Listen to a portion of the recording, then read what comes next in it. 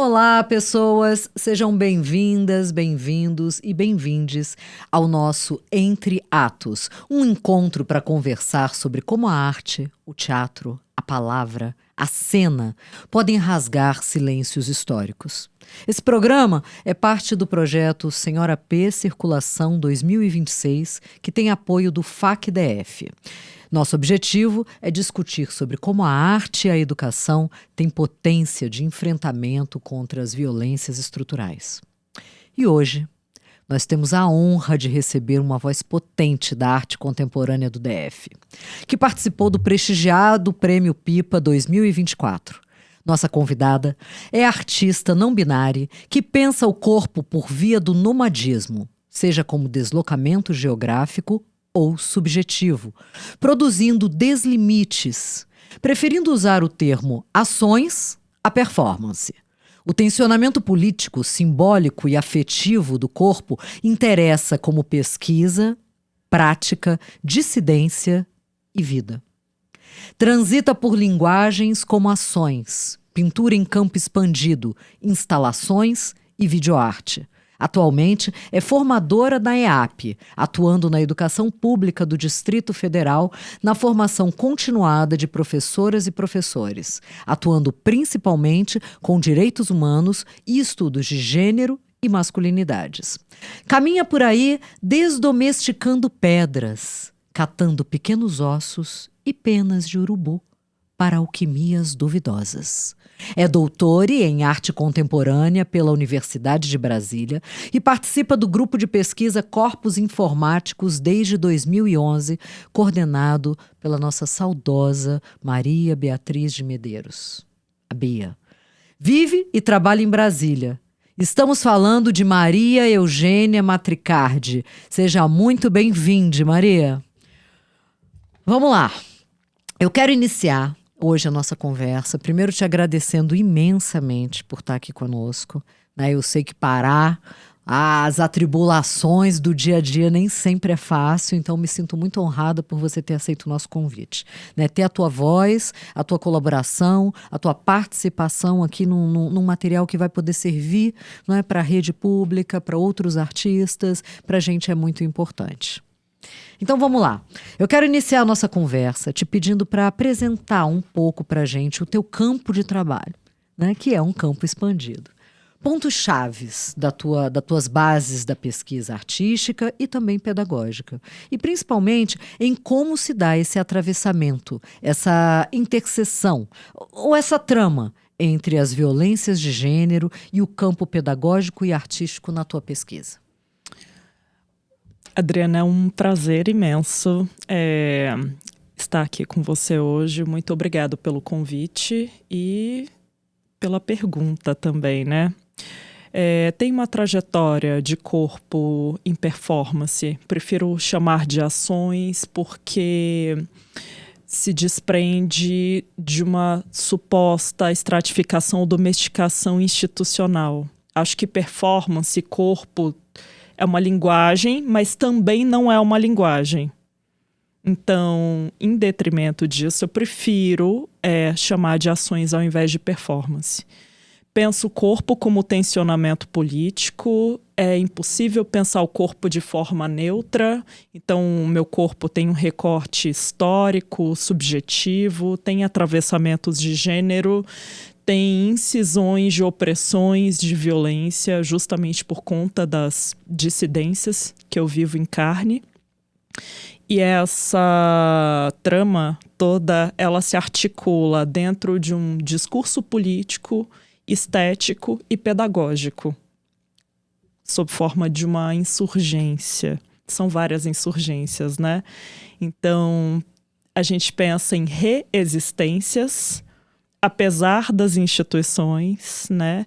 Mas a gente pensa em potência também, em atuar pelas frestas, em pensar como esse discurso estético e político ele está intimamente ligado à vida, né? Então, sinto que esse trânsito entre práticas artísticas, pensar em políticas estéticas na América Latina, pensar em dispositivos de gênero para pensar o corpo, o espaço, a história dos lugares. Um corpo não chega de forma neutra em nenhum lugar, né? Ele tem um recorte importante que é de tempo. Sim. Ele caminha com produção de sentidos ao mesmo tempo em que desestabiliza essa produção de sentidos. Ele comunica e trabalha com significantes ao mesmo tempo em que ele fratura isso e gera assignificâncias, né? Então ele é linguagem, não linguagem. Isso interessa, porque o gesto do corpo, a ação, acredito eu, que ela não consegue ser completamente domesticada, essa é a palavra que a gente está usando bastante, né? Ela não consegue ser aprendida completamente, tem sempre uma opacidade, uma camada de mistério, uma camada de não dito que arrasta esse corpo para outros lugares. E que faz com que as pessoas que estejam ao redor também se posicionem dentro da sua própria sensibilidade, das suas ferramentas de conhecimento do seu universo simbólico para poder observar o que esse corpo fratura, quais são as aberturas, as dobras de tempo que ele produz, quais são os discursos que ele insere, quais são as provocações, dúvidas e os não saberes que ele evoca também. Maravilhoso. Bom, para quem nunca viu, né, eu pesquisando Maria de outros tempos, né, também, que acompanho o trabalho dela há alguns anos, né, me lembro de uma performance muito importante para o Distrito Federal, né? Que eu não sei qual foi o nome dela, mas era aquela onde vocês usavam lá na praça do Museu da República uma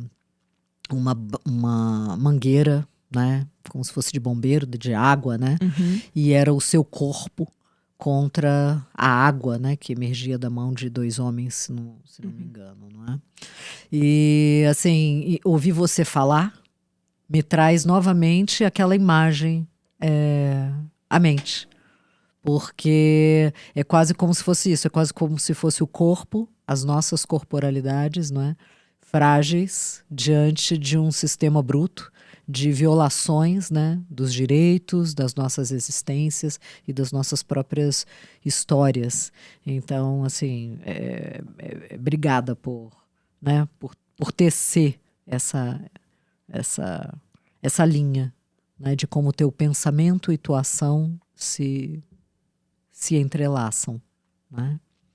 Em que momento, Maria, você percebe que o teu corpo deixa de ser apenas suporte de pesquisa para se tornar método de pesquisa? Explica isso pra gente.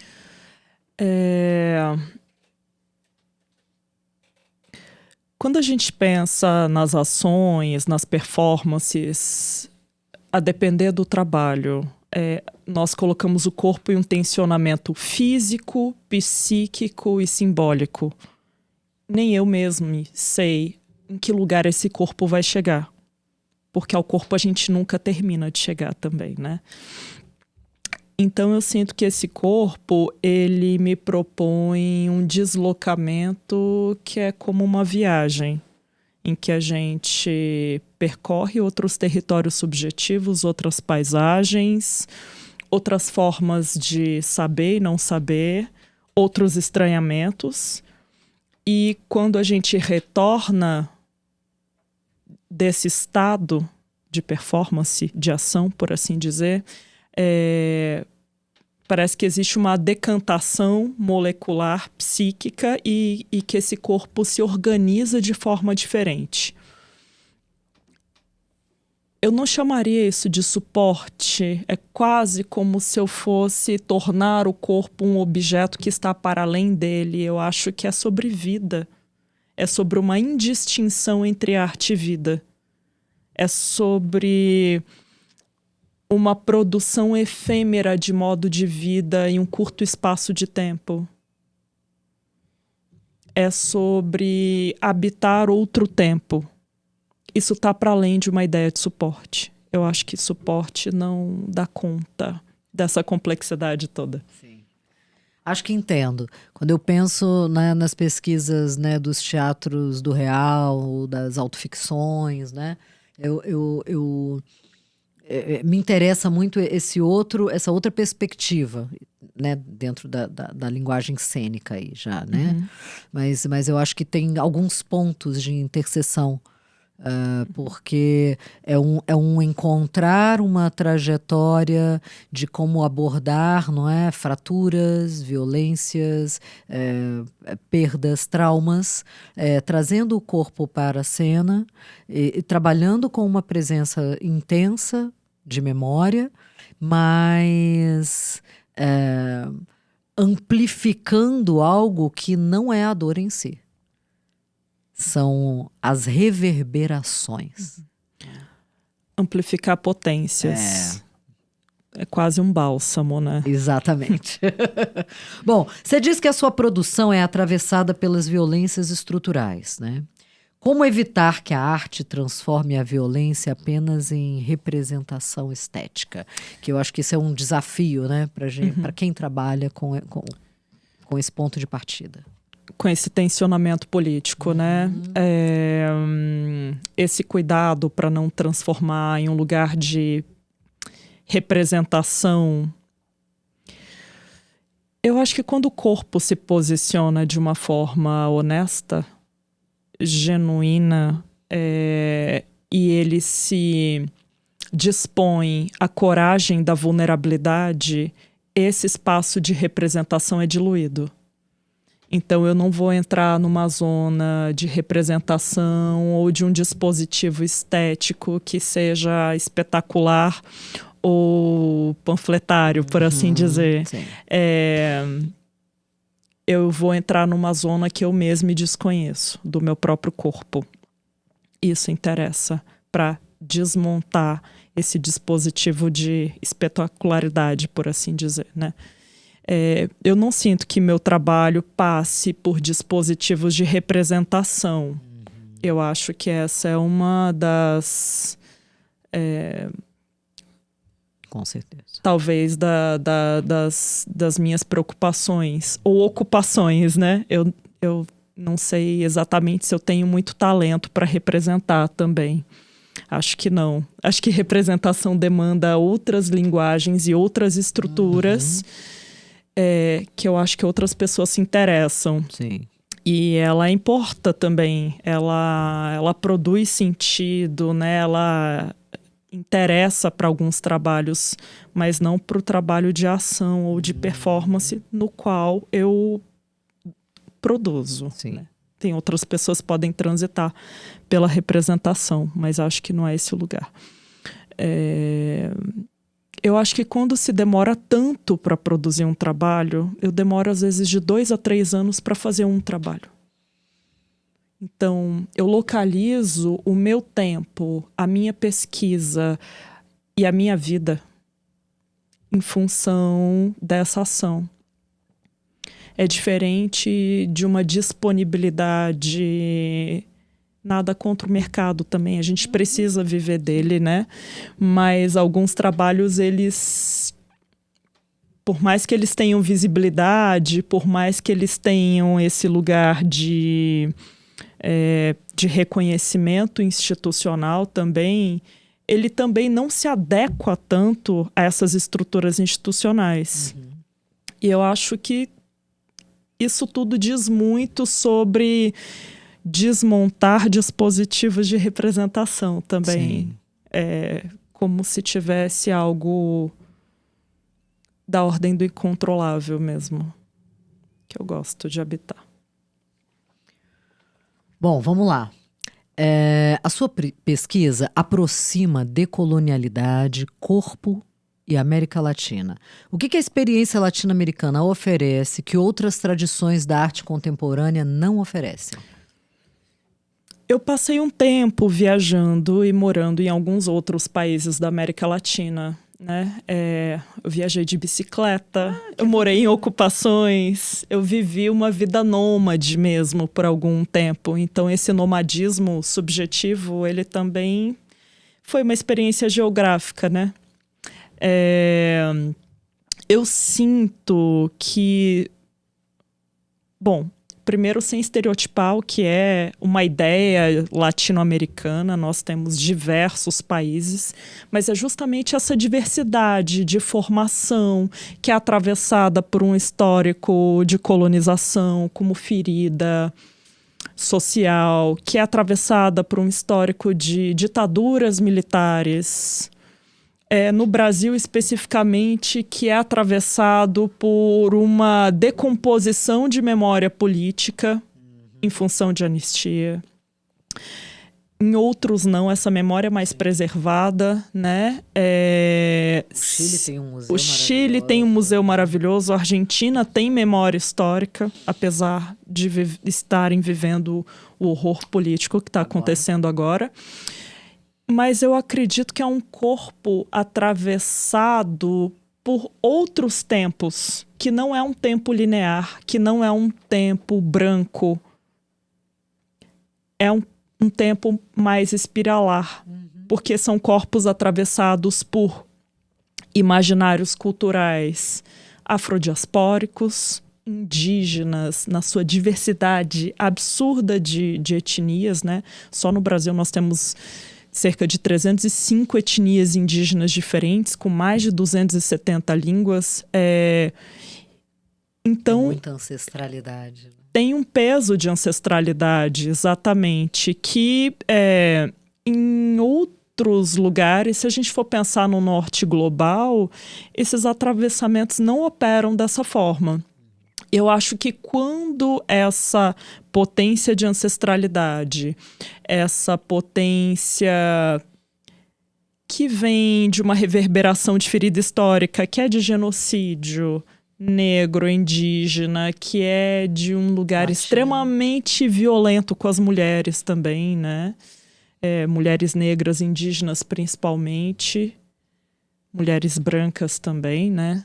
Sofrem violência de gênero a partir de outros marcadores e interseccionalidades, mas, assim, acredito que essas encruzilhadas simbólicas produzem outro tempo e esse tempo fratura uma ideia de um corpo que seja totalmente colonizado. Tem algo que fracassa aí, tem algo que não dá certo, tem uma ginga, tem um estar no mundo que opera de outra forma. Eu não acredito que a gente, enquanto Latinoamérica, sejamos ocidentais. Não creio nisso. Eu acho que são outros corpos, assim. E está muito diluído no nosso imaginário popular também, né? Está muito diluído no chá de ervas que a avó vem dar pra gente quando a gente está com gripe. Está muito diluído na benzedura com galinho de arruda, que essa benzedeira, que é uma mestra ancestral, faz. Está muito diluído no nosso cotidiano, sem que a gente perceba tanto. No passe do terreiro, no rapé, sabe?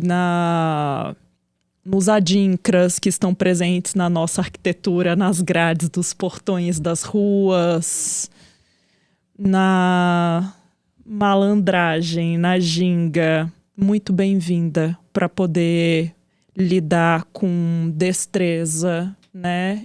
Escapar de certa forma, né? Frente a situações de tanta opressão e subalternidade. Então, essa diversidade de atravessamentos e de corpos é que compõe essa multiplicidade em termos políticos. Isso produz outros marcadores artísticos, outras potências estéticas. Maravilhoso, Maria, maravilhoso. Bom, Vamos tentar puxar agora um pouco mais para a educação, né? Você trabalha com gênero tanto na universidade quanto na educação pública, né? Tanto nas tuas pesquisas estéticas quanto na tua prática pedagógica. Sabemos que a escola, na maioria das vezes, reproduz tecnologias rígidas de gênero, que pune as dissidências desde a infância, né? Desde a creche, né? E aí, como é que a gente pode começar a pensar desarmar essas violências, né? O que muda quando essas discussões deixam o espaço acadêmico e invadem a escola?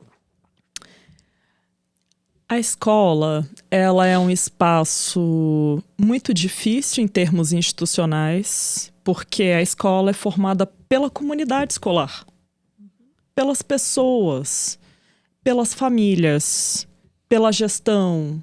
Ela também é formada por uma série de políticas públicas que estão acima de nós, né, como funcionários e funcionárias públicas, assim. Então, a escola precisa se posicionar, porque ao mesmo tempo em que ela pode produzir tecnologias de gênero para reproduzir estereótipos de gênero, para fazer demarcações sexistas desde a infância, para expulsar, por exemplo, corpos trans de adolescentes que estejam ali e não conseguem concluir o ciclo de escolaridade porque não se sentem pertencentes à escola, é justamente essa instituição que muitas vezes consegue acolher.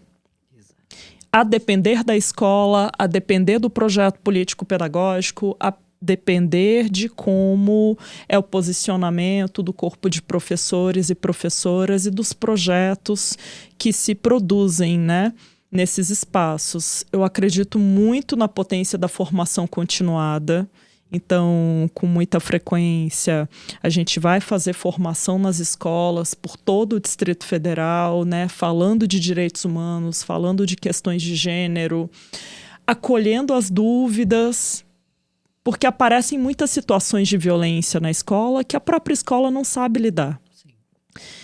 Precisa haver uma instrumentalização, né, para saber de legislação, para ter letramento de gênero, para ter letramento étnico-racial, para pensar em dispositivos de escuta, para pensar em pedagogias de projeto que possam cuidar dos problemas que surgem ali. Então, a escola pode ser um dispositivo de opressão, sim, mas pode ser um dispositivo de transformação social e um dos mais potentes que a gente tem.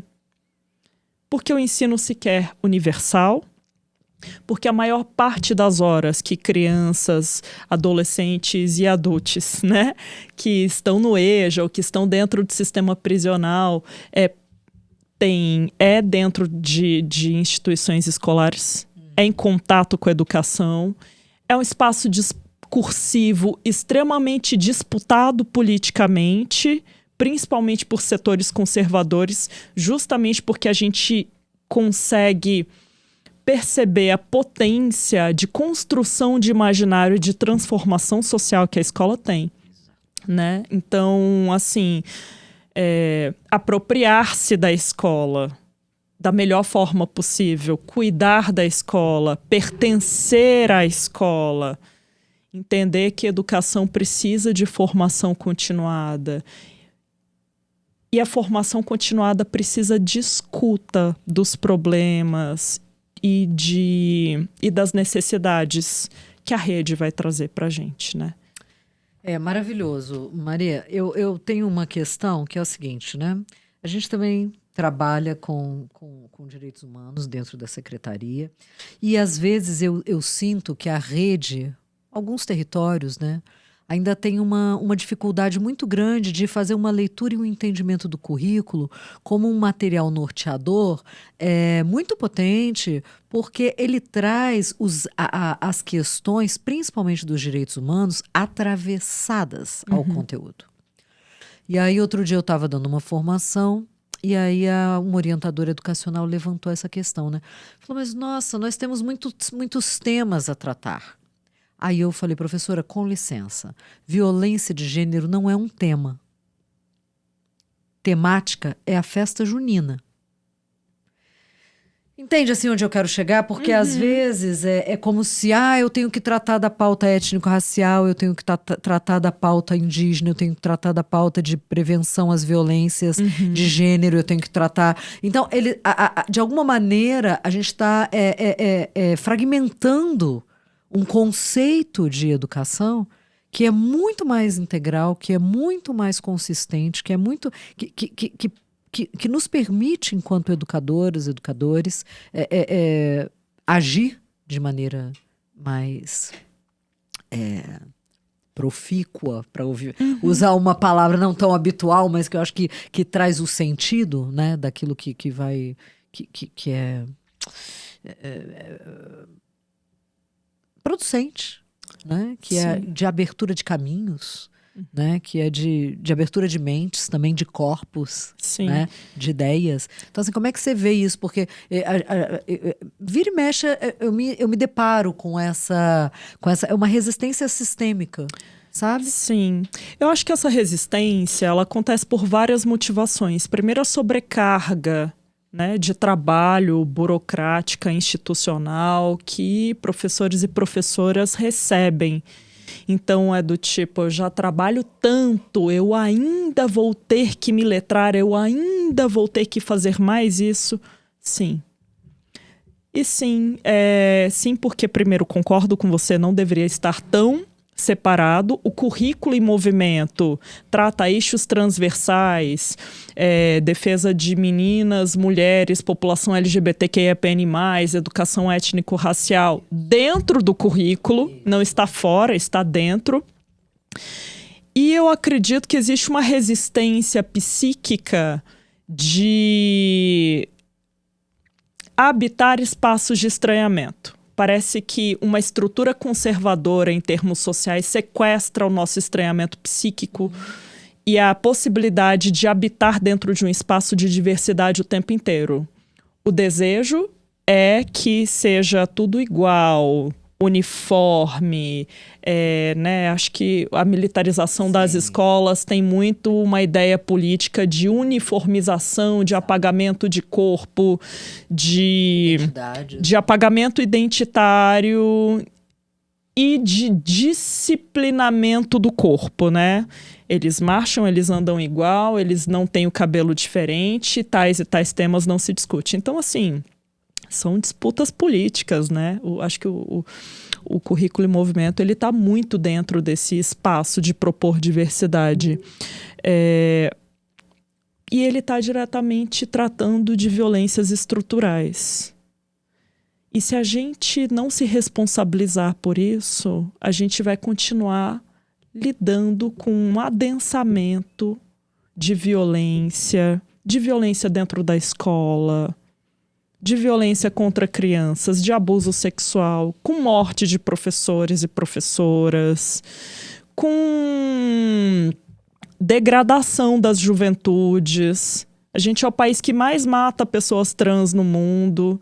Então, a gente, se não cuidar da permanência desses corpos em sua diversidade dentro da escola, a gente vai empurrar esses corpos para a marginalidade. Isso cria mais um problema social. Então, entender a importância desses temas junto com a educação e não outro tema mais, é pensar que essa é a possibilidade mais profunda e potente de transformação social. E sensata, não é? Lúcida. Porque de verdade traz para a educação uma ideia de cuidado que é uma ideia de origem, né? Se a educação existe enquanto potência, né, tanto institucional quanto de fundamentação, né, das relações sociais, é através de uma ideia de cuidado, né? Então, eu acho que quando a gente pensa nos direitos humanos e dentro da educação, quando a gente pensa nesses eixos transversais, né, eu chego lá e falo, professor de matemática, o senhor acha que é difícil abordar esse tema? Não é não, olha aqui os gráficos que a gente tem. De qual modelo que o senhor quer? Exatamente. Eu posso falar de matemática a partir de estatística? Isso. Eu posso falar de física e passar um filme Estrelas Além do Tempo, para falar de mulheres negras, interseccionalidade entre raça, classe e gênero. Exato. Eu posso falar de Marie Curie em química. Eu posso trabalhar de milhares de formas diferentes. Exatamente. Precisa de uma abertura de pesquisa, de letramento e de um trabalho interdisciplinar também, né? Isso desmonta um pouco formas mais conservadoras de educação e fragmentadas, né? Do tipo, é conteúdo, mas isso é conteúdo também, professor. Exatamente. Então vamos pensar nesse conteúdo, como ele se integra junto com esses outros conteúdos. E assim faz mais sentido, né, para essa juventude toda, porque a vida começa a fazer mais sentido, né? Quando a gente cuida uns de outros, outros de uns, né? E não só seguimos vivendo aí mercadologicamente, vendendo tudo que temos e podemos, né? Bom, ainda temos tempo, ainda bem. Eu quero fazer um joguinho de palavras rápido com você, tá bom? Eu vou dizer uma palavra e você me responde com uma frase que vier na tua cabeça, não precisa de muita elaboração, tá bom? Então vamos lá. Desdomesticação.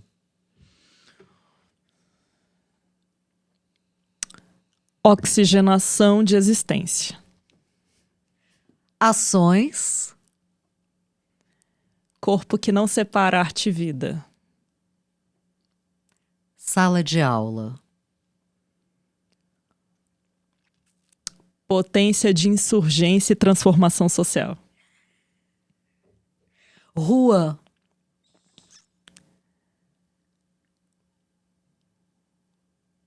Minha galeria de arte. Utopia.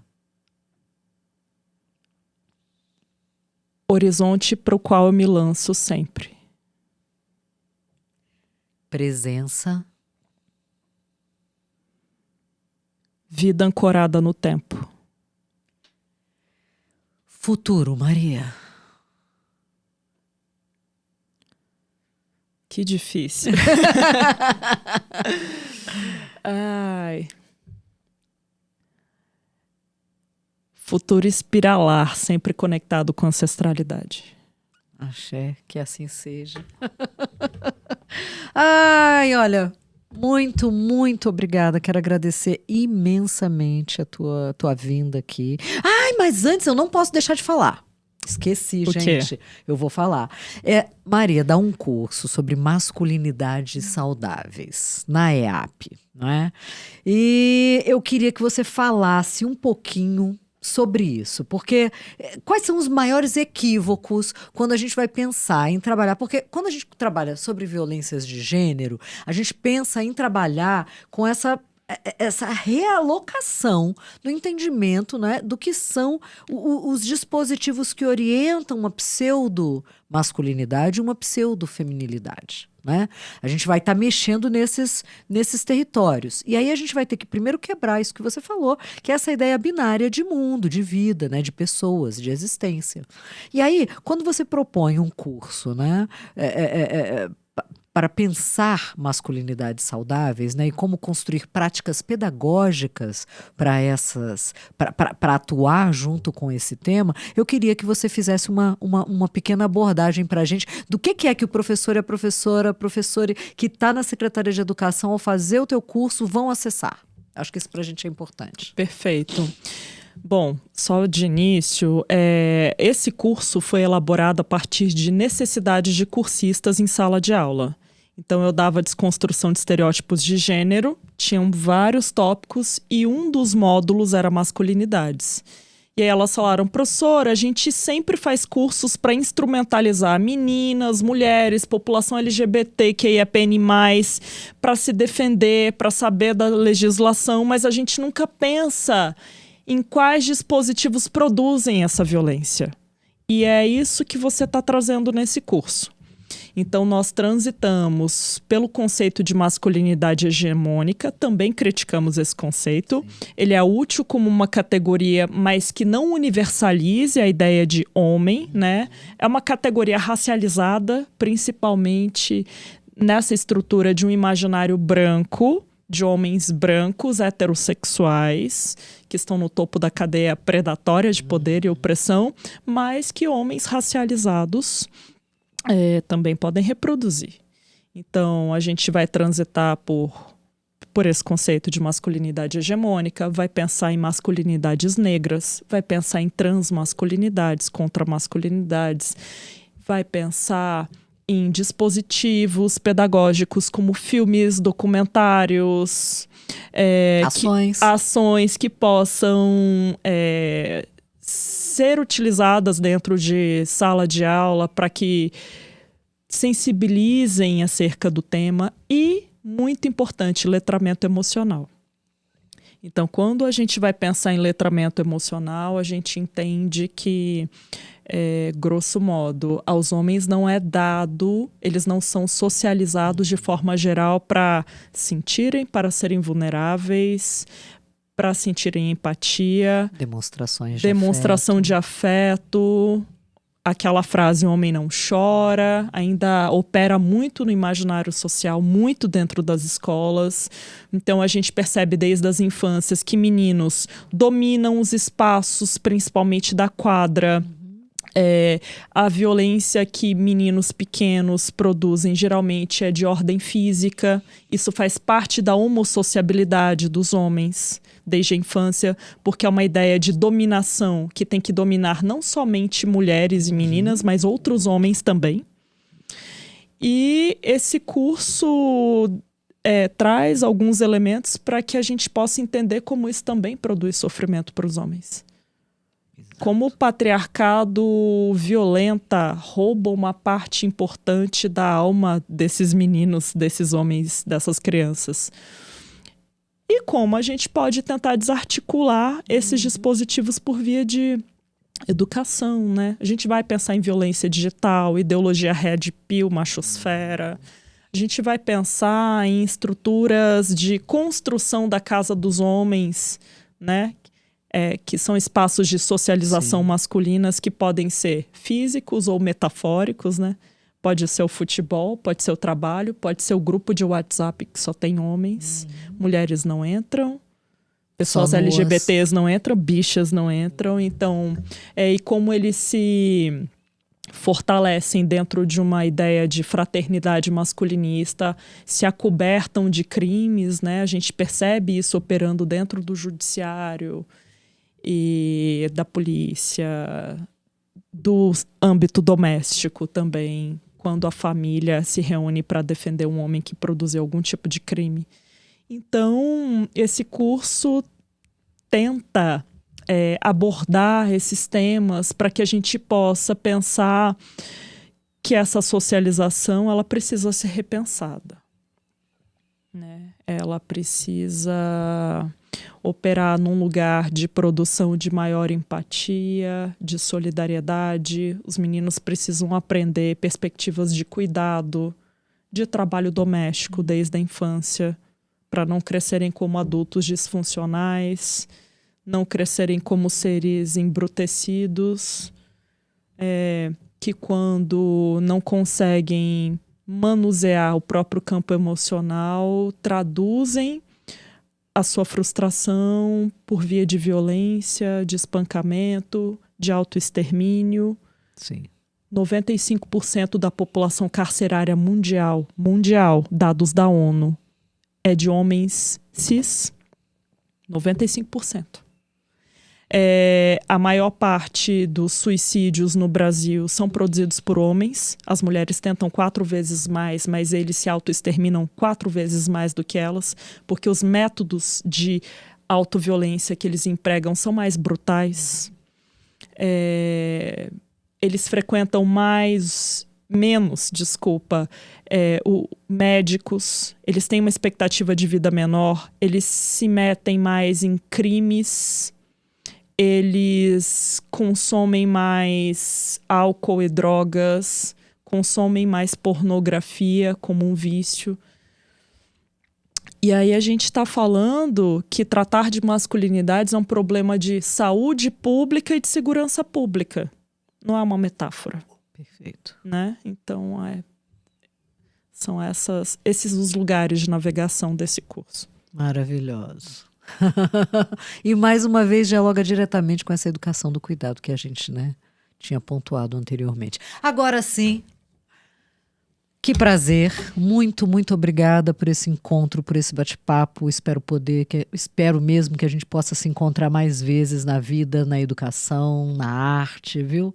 Sucesso imenso. Queria que você deixasse aí um recado final para o pessoal, né? Seja um convite, uma fala, os projetos novos, o que vem por aí. Perfeito. Ano que vem, eu junto com a Ana Matusa, que é artista, atriz, produtora, nós vamos lançar um projeto chamado Afogamento. Eu vou fazer direção de um trabalho dela, de teatro performativo, com uma instalação. Acho que vai ser maravilhoso. É uma mulher trans que está pensando o corpo a partir de um lugar muito visceral.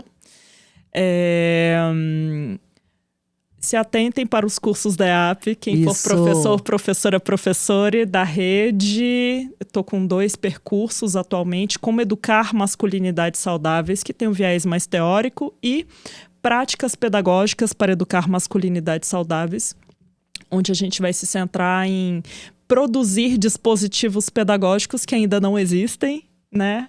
É uma lacuna tanto no campo de pesquisa quanto na produção de materiais didáticos, podcasts ou sequências didáticas, intervenções que sejam. E é isso. Deixar meu Instagram. Isso. @MariaEugêniaMatricardi. Tem o site do Prêmio Pipa, Maria Eugênia Matricardi também. Tem uma série de trabalhos legais e vídeos lá, que vocês podem ver. E mariaeugeniamatricardi.com.br, que é o meu site artístico. Que tem uns links extraordinários para umas performances, por umas ações, incríveis, além de textos, divagações, vagações e um monte de coisa legal. Eu queria pedir desculpa porque eu ainda não sou uma pessoa suficientemente letrada nos artigos dos gêneros. Então, se eu tiver cometido alguma gafe, me perdoem, gente, por favor. Eu estou estudando para isso, tá bom? Eu transito entre eles. Entre obrigada. Neutro e feminino. Elo delo, ela dela. Obrigada, Maria. Muito obrigada pela generosidade, viu? Gente, olha só. Antes de ir embora, eu quero dizer que se você ou alguém que você conhece está sofrendo qualquer tipo de violência física, psicológica, emocional, sexual, patrimonial, não se cale. Ligue 180, a Central de Atendimento à Mulher. O serviço é gratuito, anônimo e funciona 24 horas por dia, tá? Você não tá sozinha. Obrigada, gente. Até a próxima.